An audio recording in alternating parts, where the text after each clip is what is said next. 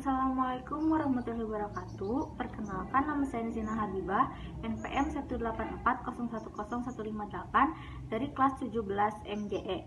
Di sini saya akan mempresentasikan tentang lingkungan internal, sumber daya, kapabilitas, dan kompetensi inti. Analisis SWOT. Analisis SWOT merupakan kegiatan menganalisis atas situasi perusahaan, yaitu strength, weakness, opportunity, dan threat.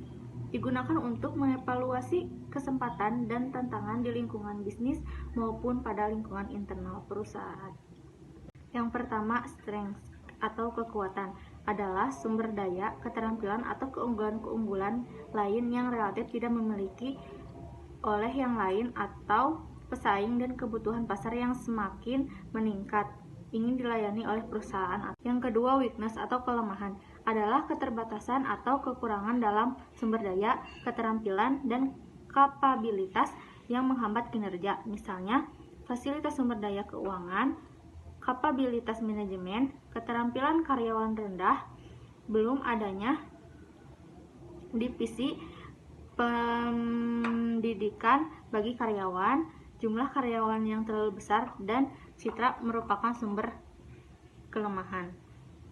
Yang ketiga, opportunities atau peluang adalah situasi penting yang menguntungkan dalam lingkungan organisasi atau perusahaan.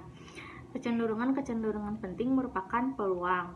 Beberapa contoh peluang: keluarnya kebijakan pemerintah untuk menyalurkan kredit kecil, masyarakat mulai supermarket minded, tingkat pertumbuhan ekonomi yang relatif tinggi, keluarnya deregulasi di bidang investasi, adanya kecenderungan untuk memiliki ATM, masyarakat lebih menyukai kartu kredit, segmen pasar yang tadinya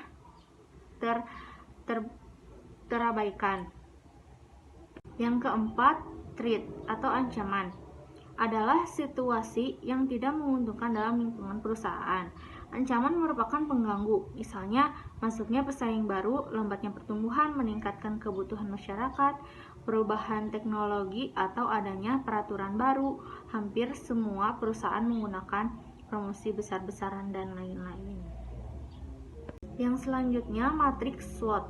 Matriks SWOT merupakan matching tool yang penting untuk membantu para manajer mengembangkan 4 tipe strategi. Keempat tipe strategi yang dimaksud adalah strategi strength opportunity, strategi weakness opportunity, strategi strength threat, strategi weakness threat. Selanjutnya, penjelasan dari matriks SWOT. Yang pertama, strategi strength opportunity. Strategi ini menggunakan kekuatan internal perusahaan untuk meraih peluang-peluang yang ada di luar perusahaan. Pada umumnya, perusahaan berusaha melaksanakan strategi-strategi WOST atau WT untuk menerapkan strategi SO. Yang kedua, strategi weakness opportunity. Strategi ini bertujuan untuk memperkecil kelemahan-kelemahan internal perusahaan dengan memanfaatkan peluang-peluang eksternal. Kadangkala perusahaan menghadapi kesulitan untuk memanfaatkan peluang-peluang karena adanya kelemahan-kelemahan internal. Selanjutnya, strategi strength threat. Melalui strategi ini, perusahaan berusaha untuk menghindari atau mengurangi dampak dari ancaman-ancaman eksternal. Hal ini bukan berarti bahwa perusahaan yang tangguh harus selalu mendapatkan ancaman. Salah satu contoh strategi ST adalah ketika perusahaan Texas Instruments mendapatkan dana hampir 700 juta dari hasil denda 9 perusahaan Jepang dan Korea yang melanggar hak paten pada produk semikonduktor memori chips ciptaannya strength.